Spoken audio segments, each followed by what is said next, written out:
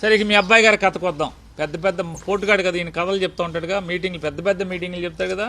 వారేమంటారంటే ప్రస్తుతం ఆటో డ్రైవర్లు కూడా సీఎం జగన్ రెడ్డి బాధితులే అని లోకేష్ అన్నారు. రాష్ట్రంలో 13 లక్షల మంది ఆటో డ్రైవర్లుంటే కేవలం 10% మందికే వాహనమిత్ర వస్తోందన్నారు.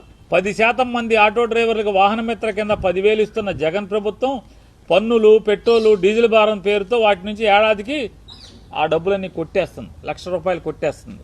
టీడీపీ ప్రభుత్వం వచ్చిన వెంటనే ఆటో డ్రైవర్ల సంక్షేమం కోసం ప్రత్యేక బోర్డు ఏర్పాటు చేసి ప్రమాద బీమా, ఆరోగ్య బీమా, ఆటో బీమా వంటి సదుపాయాలన్నీ అతి తక్కువ ధరకే అందిస్తాం. సబ్సిడీతో ఎలక్ట్రిక్ ఆటోలు అందజేస్తాం. ఆటో స్టాండ్లలో తాగునీరు, టాయిలెట్, మౌలిక వసతులతో కూడినటువంటి ఆటో స్టాండ్లను ఏర్పాటు చేస్తాం. ఆటో స్టాండ్లలో ఛార్జింగ్ పెట్టుకునే విధంగా ఛార్జింగ్ పాయింట్లను కూడా కల్పిస్తాం. యువగళం ఏమన్నాడు? 13 లక్షల మంది లైసెన్స్ ఉన్న ఆటో డ్రైవర్లు ఉన్నారన్నాడు. 13 లక్షల మంది లైసెన్స్ ఉన్న ఆటో డ్రైవర్లు లోకేష్ గారు చెప్పాడు. ఎప్పుడు చెప్పాడు? 2023లో చెప్పాడు. 24, 25, 25 అంటే 3 ఏళ్లు. 23లో 13 లక్షలు ఉంది.